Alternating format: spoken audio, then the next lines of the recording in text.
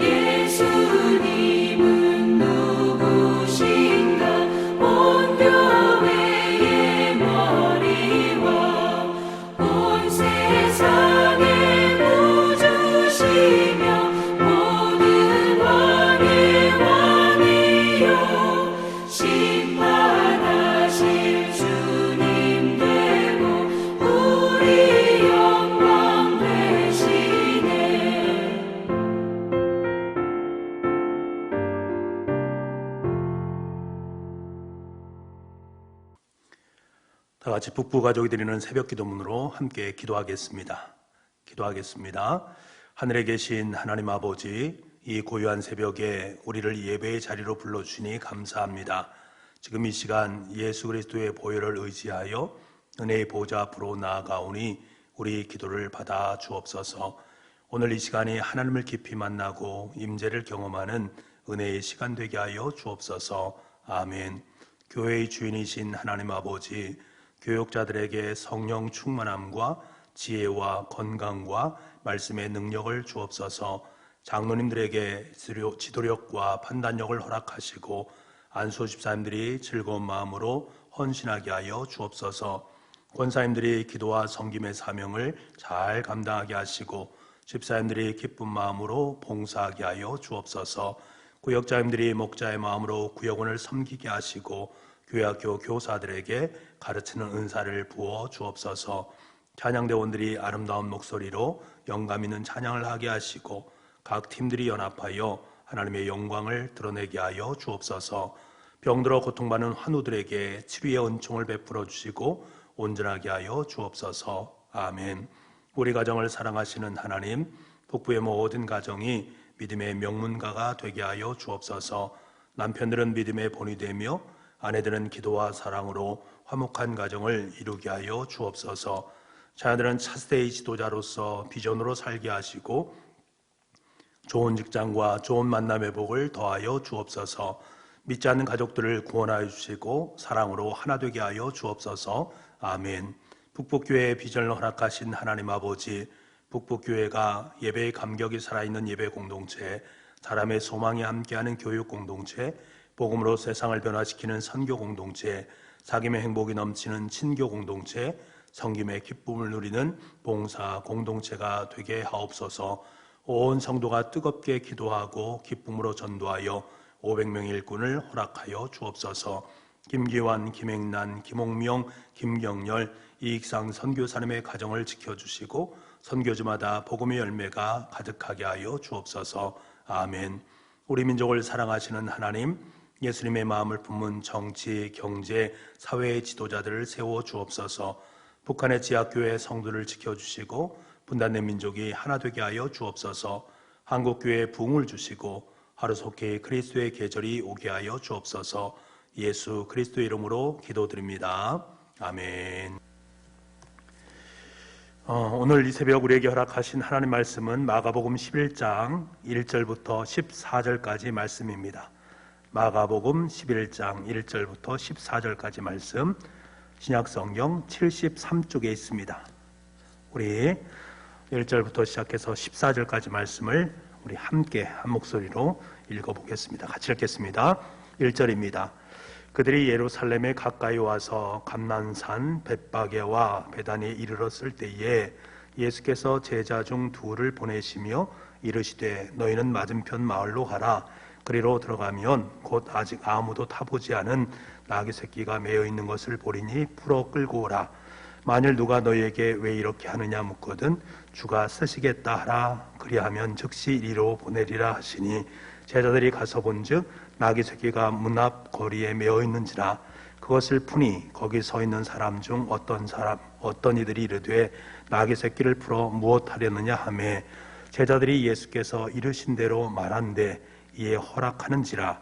나귀 새끼를 예수께로 끌고 와서 자기들의 겉옷을 그 위에 얹어 놓음에 예수께서 타시니 많은 사람들은 자기들의 겉옷을 또 다른 이들은 들에서 벤 나뭇가지를 길에 펴며 앞으로 가고 뒤에서 따르는 자들이 소리 지르되 호산나 찬송하리로다. 주의 이름으로 오시는 이여 찬송하리로다. 오는 우리 조상 다윗의 나라여 가장 높은 곳에서 호산나더라. 예수께서 예루살렘에 이르러 성전에 들어가사 모든 것을 둘러보시고 때가 이미 저물매 12제자를 데리시고 베다니에 나가시니라. 이튿날 그들이 베다니에서 나왔을 때에 예수께서 시장하신지라. 멀리서 잎사귀 있는 한 무화과 나무를 보시고 혹 그 나무에 무엇이 있을까 하여 가셨더니 가서 보신즉 잎사귀 외에 아무것도 없더라. 이는 무화과 때가 아님이라. 예수께서 나무에게 말씀하여 이르시되 이제부터 영원토록 사람이 내게서 열매를 따먹지 못하리라 하시니 제자들이 이를 듣더라. 아멘. 오늘도 새벽을 깨우시는 여러분의 삶 속에 주님의 은혜와 평강이 함께할 수 있기를 간절히 소망합니다. 오늘 본문의 말씀을 보게 되면 예수님께서 드디어 예루살렘으로 입성을 하시는 모습을 보게 됩니다. 제가 드디어라고 말하는 것은 주님께서 드디어 자신의 존재를 드러내셨다라는 것을 말씀합니다. 자신의 존재가 다윗의 자손으로 온 메시아다라는 사실을 여러 말씀들을 통해서 표현들을 통해서 드러내고 있는 모습들을 보게 됩니다. 마가는 인류를 구원할 왕으로서의 권위를 가지고 오시는 주님의 모습이다라는 것을 말씀하는데요. 우리 1절 말씀을 좀 보겠습니다. 1절 말씀. 그들이 예루살렘에 가까이 와서 감람산 벳바게와 베다니에 이르렀을 때에 예수께서 제자 중 둘을 보내시며, 원래 1절 앞에는 헬라어 카이라는 단어가 들어가 있습니다. 그리고라는 말입니다. 다시 말하면 앞에 있는 것과 이어지는 말이다. 앞에 10장 끝부분에 어떤 이야기가 있었습니까? 맹인 거지 바디메오를 고쳐준 사건입니다.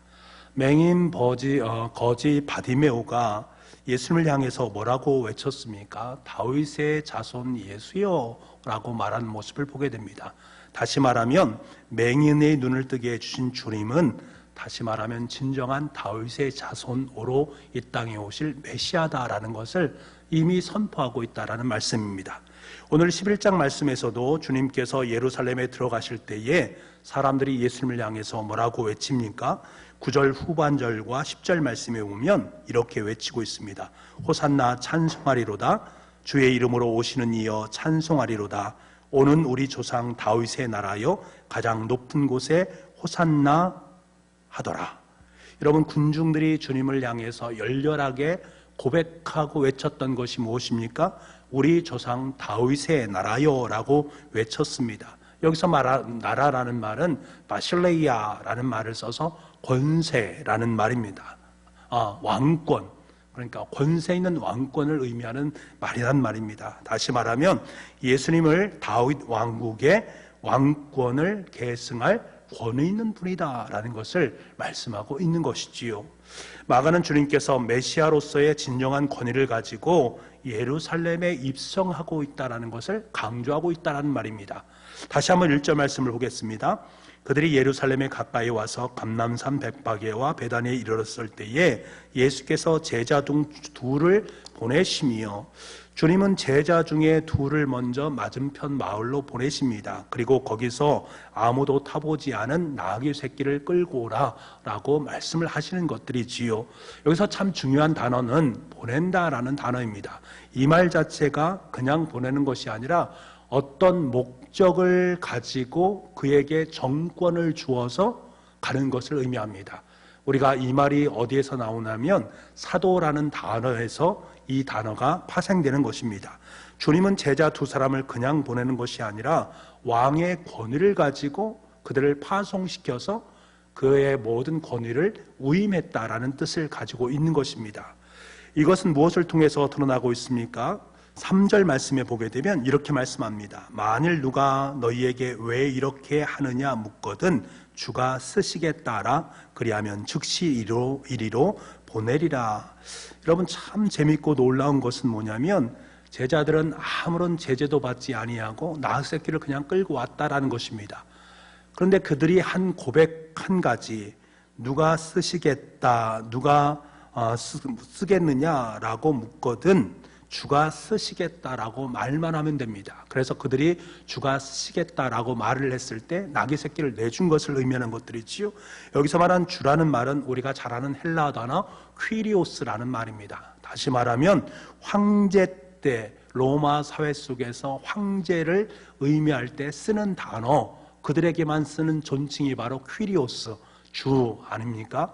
지금 무엇을 고백하는 것입니까? 마가는 지금 예수님을 말할 때에 예수님만이 진정한 퀴리오스가 되신다. 이 땅의 황제가 진정한 황제가 아니라, 로마 황제가 진정한 황제가 아니라 이 땅의 다윗의 왕권을 가지고 다윗의 뒤를 오신 메시아, 그분만이 퀴리오스, 주님이시다라는 것을 강조하는 말이다라는 사실입니다. 그러니까 지금 마가가 사용하고 있는 단어들을 다윗의 자손, 나라, 보낸다, 퀴리오스, 주, 이런 단어들이 모두 왕 대신 메시아 예수 그리스도를 의미하는 것입니다. 그래서 대단히 이 마가복음이 중요한 이유가 왕으로 오신 예수님에 대해서 말씀하실 때 다른 어떤 복음서보다도 마가복음에는 이것이 짙게 깔려 있음을 우리는 인정을 하고 인식을 하고 마가복음을 읽을 필요가 있다라는 것입니다. 그런데 참 뜻밖의 참 중요한 것은 무엇이냐면 그 왕으로 오신 메시아, 정권, 왕권을 가지고 계신 이 메시아 되시는 예수님께서 어떻게 예루살렘으로 입성하고 있는가? 나귀 새끼를 타고서 예루살렘에 입성하고 있다는 것이 참 중요한 의미 아니겠습니까? 당시에 나귀가 중요한 교통수단이긴 틀림없습니다. 하지만 이 나귀를 타고 다니는 사람들은 평민에 해당되는 사람이었고, 일반적으로 왕족이나 귀족들 같은 경우는 말을 타거나 노새를 탔습니다. 근데 주님께서는 나귀만 탄 것이 아니라 나귀 새끼를 타셨다라고 말씀을 하고 있다는 것들이지요. 이 부분에 대해서 스가랴 선지자는 분명하게 그 이유를 밝히고 있습니다. 스가랴서 9장 9절 말씀에 그 이유에 대해서 이렇게 표현하는데요. 시온에 따라 크게 기뻐할지어다. 예루살렘에 따라 즐거이 부를지어다. 보라, 내 왕이 내게 임하나니 그는 공의로우며 구원을 베풀며 겸손하여서 나귀를 타나니 나귀의 작은 것 곧 나귀 새끼니라. 주님께서는 노새나 말을 타지 아니하시고 반대로 나귀의 새끼를 타신 것은 여러분 왜 그렇는가? 스가랴 선지자는 한마디로 표현을 합니다. 구원을 베풀며 겸손하여서 나귀를 탔다라고 말을 하고 있습니다. 노새나 말을 타고 자신의 권세를 자랑하는 모습이 아니라, 그리고 사람들을 집중시키기 위한 퍼포먼스로 나귀의 새끼를 탄 것이 아니라 겸손함으로 나귀의 새끼를 타고 이 땅에 오신 예수님의 모습을 우리에게 말씀을 해주고 있습니다. 정치적 쇼가 아니었음을 우리에게 분명히 말씀하는 것들이지요. 오직 구약의 선자를 통해 예언된 하나님의 약속의 말씀이 성취되기를 소망하시는 겸손의 왕, 바로 그분이 예수님이었다라는 것을 더욱더 강조하고 있는 것입니다. 이것이 주님께서 마가를 통해 강조하시고 계시는 메시아의 참된 정체성이다라는 사실입니다. 여러분, 그렇습니다. 주님은 메시아로서 예루살렘에 입성하는 그 순간에서도 자기 자신에 대한 부분이 아니라 하나님의 뜻을 이루기 위한 마음이 그곳에 있음을 알게 됩니다. 그렇기 때문에 주님은 다른 사람의 열렬한 환호에도 전혀 관심을 갖지 않았습니다. 그리고 그러한 대중의 인기에 영합해서 자기를 높이고자 하는 그러한 마음도 전혀 없으셨습니다. 그저 하나님께서 말씀하신 하나님의 뜻을 따라서 자신의 길, 곧 십자가의 길을 걸어가고 있는 것이지요. 여러분, 11절 말씀을 우리 함께 보겠습니다. 11절의 말씀입니다. 시작. 예수께서 예루살렘에 이르러 성전에 들어가사 모든 것을 둘러보시고 때가 이미 저물매 12 제자를 데리시고 베다니에 나가시니라. 예수께서 예루살렘에 들어가시자마자 그가 한 것은 무엇입니까? 성전을 먼저 찾아간 것을 보게 됩니다. 성전을 먼저 찾아갔습니다. 그리고 시간이 되어서 예루살렘 근처에 있는 베다니로 갔다가 그 다음날 다시 성전에 들리시는 예수님의 모습을 보게 됩니다. 그 당시에 성전은 이스라엘 백성들에게 있어서 가장 중심에 선 영적인 구심점에 있었던 것입니다. 유대 전체의 사회와 문화와 종교적인 구심점이 바로 성전이었다라는 것들이죠. 그 성전을 향하시는 예수님의 모습. 그런데 그 예수님의 모습은 어떠했는가? 성전을 바라보시면서 애통하고 있는 예수님의 모습이었습니다. 주님의 애통함은 12절 이하에 나와 있는 무화과 나무의 저주의 모습을 통해서 우리에게 잘 말씀을 해주고 있는데요. 여러분, 13절 말씀을 우리 함께 보겠습니다. 13절입니다. 멀리서 잎사귀 있는 한 무화과 나무를 보시고 혹 그 나무에 무엇이 있을까 하여 가셨더니 가서 보신즉 잎사귀 외에 아무것도 없더라. 이는 무화과의 때가 아닙니다. 무화과는 대개 1년에 2번 정도가 열린다고 합니다. 3월 하순에 처음 열매를 맺게 되는데 그 열매는 매우 작은 열매, 그래서 먹을 열매로 사용하는 그러한 열매는 아니었습니다. 이것을 타크시라는 열매였는데요. 이 열매가 떨어지고 난 다음에 8월에서 10월쯤에 되어서 그곳으로부터 무화과의 열매가 맺히게 됩니다. 그래서 대부분이 그 무화과를 따서 먹게 되는 것들이지요. 지금 마가는 무화과의 때가 아니다라는 것을 말하는 것은 무엇이냐면 3월 한 하순경에 열리고 있는 타크시를 의미합니다. 무화과 열매는 그 무화과의 나무가 풍성한 잎이 무성할 때에 그곳에 작은 열매 타크시가 열린다는 것입니다. 그런데 예수님께서 그것을 찾아보아도 그 타크시 열매가 열리지 않은 것을 보셨다라는 것들이지요. 그래서 쓸모없는 열매를 맺지 못한 나무다라고 저주를 하신 것입니다. 여러분, 지금 주님은 열매 맺지 못한 무화과를 저주하시고 있지만 이 속엔 대단히 중요한 의미가 담겨져 있습니다. 어떤 의미입니까? 뒤에 나오는 예수님께서 성전에 관심을 가지고 있고 또 성전에 들어가셔서 애통했다라는 것은 무엇을 말합니까? 열매 맺지 못하는 이스라엘 백성들의 모습을 바라보시면서 그들이 정말로 열매 없는 인생, 열매 없는 영성의 삶을 살고 있는 그들의 모습을 바라보시면서 통탄한 그 모습, 그 열매 없음에 대한 모습을 함께 이야기를 하고 계신 것이지요. 성전은 화려합니다. 오가는 수많은 사람들이 있습니다. 활발한 상거래가 있습니다. 사람들이 살기에 참 좋은 곳, 그리고 영적으로도 어느 정도 감춰줄 수 있는 그러한 곳이 바로 성전이었습니다. 그런데 정작 그 성전의 중요한 기능인 하나님과의 관계성, 하나님과 함께 맺고 하나님께 기도하고 하나님께 제사하는 그 모든 것들은 생명력이 상실된 그 모습, 그러니까 그들은 잎이 무성한 모습으로 써 있지만 정작 그 속에 있는 영적인 부분에 있어서는 아무것도 없는 그 모습, 그래서 열매를 맺지 못하는 그들의 모습인 영적인 실체를 고스란히 드러내는 모습을 보게 되는 것입니다.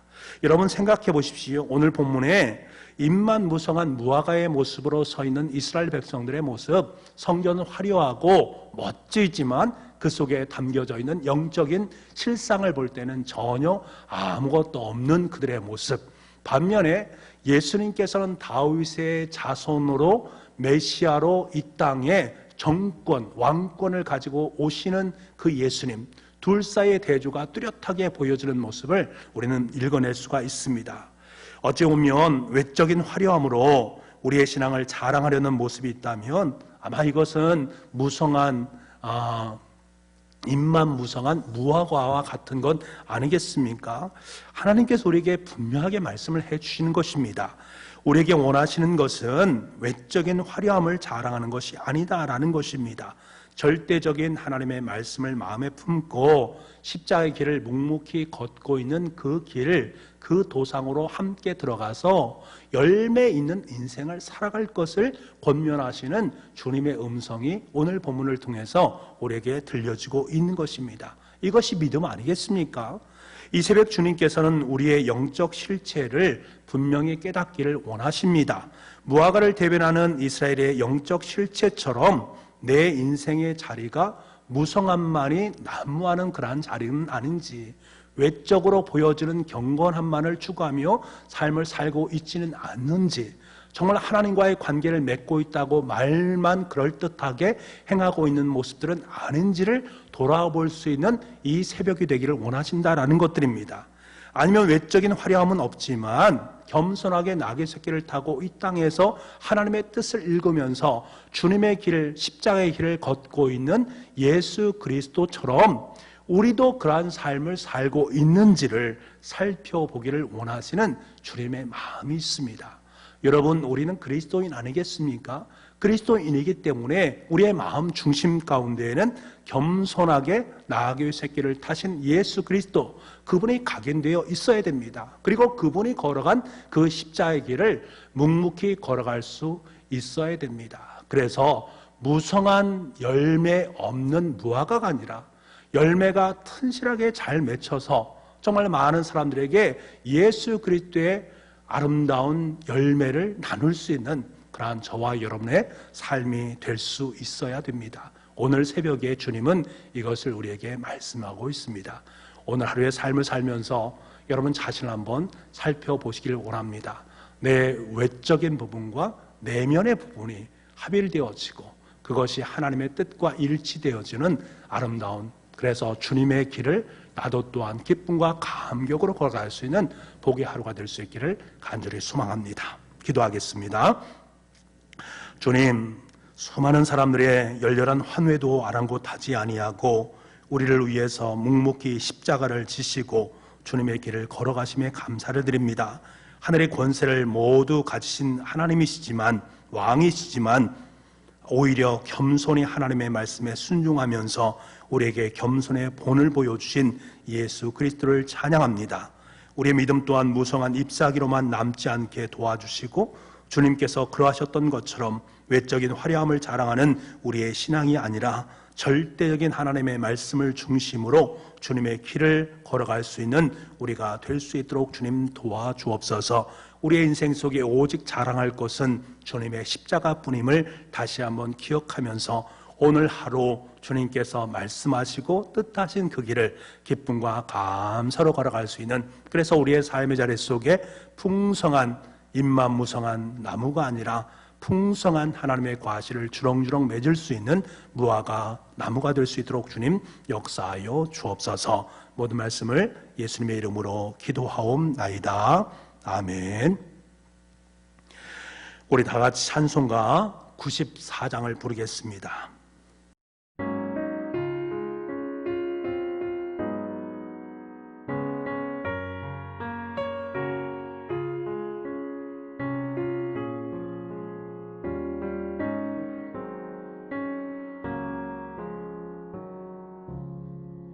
주 예수보다 더 귀한 것은 없네. 이 세상 무기와 바꿀 수 없네. 영 죽은 내 대신 돌아가신 그 놀라운 사랑 잊지 못해. 세상 즐거움 다 버리고 세상 자랑 나 버렸네. 주 예수보다 더 귀한 것은 없네. 예수밖에는 없네. 주 예수보다 더 귀한 것은 없네. 이 세상 명예와 바꿀 수 없네. 이전에 즐기던 세상 일도 주 사랑하는 마음 맺지 못해. 세상 즐거움 다 버리고 세상 자랑 다 버렸네. 주 예수보다 더 귀한 것은 없네. 예수밖에는 없네.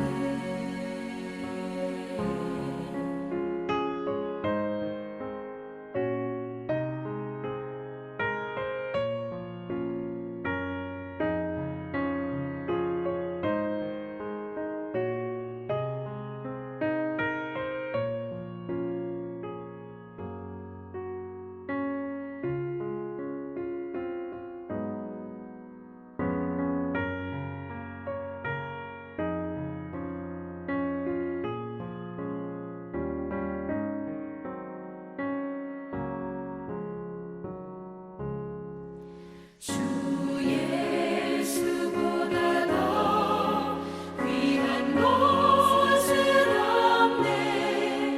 이 세상 행복과 바꿀 수 없네. 유혹과 핍박이 몰려와도 주 섬기는 내 맘 변치 않아. 세상 즐거움 다 버리고 세상 자랑 다 버렸네.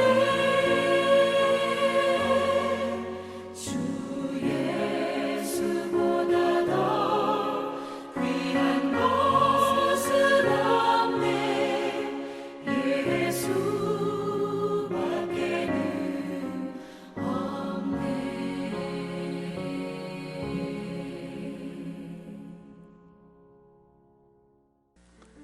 우리 이 시간에 함께 기도하는 시간을 갖겠습니다. 우리 이렇게 음악에 맞춰서 기도했으면 좋겠습니다. 하나님, 외적인 화려함을 자랑하는 무성한 무화과 나무가 되지 않도록 주님 도와주옵소서. 겸손하게 나귀석길을 타신 주님을 본받아서 묵묵히 주님의 십자가의 길을 걸어갈 수 있는 우리가 되게 하여 주옵소서. 아버지 하나님, 코로나19 상황 속에서 두려움과 걱정이 있지만 그럼에도 불구하고 하나님의 은혜와 기쁨으로 또 주시는 힘으로 이 모든 어려움을 이겨낼 수 있도록 주님 도와주옵소서. 오늘 하루를 온전히 주님 앞에 내어드릴 수 있는 복의 하루가 되게 도와주시고 우리의 가정과 일터 그리고 우리 자녀들, 우리 연약한 교우들 주님께서 기억하시고 오늘도 동행하여 주옵소서. 그래서 오늘 하루가 참된 주님으로 말미암아 승리를 맛볼 수 있는 복의 하루가 될 수 있도록 주님 도와주옵소서. 우리의 문학에 맞춰서 함께 기도해 주시기 바랍니다. 그리고 마지막에 주기도문으로 예배를 마치면 되겠습니다. 오늘 하루도 주님의 말씀으로 주님의 은혜로 참된 승리를 누릴 수 있는 복의 하루가 될 수 있기를 간절히 소망합니다. 여러분을 주님의 이름으로 축복합니다.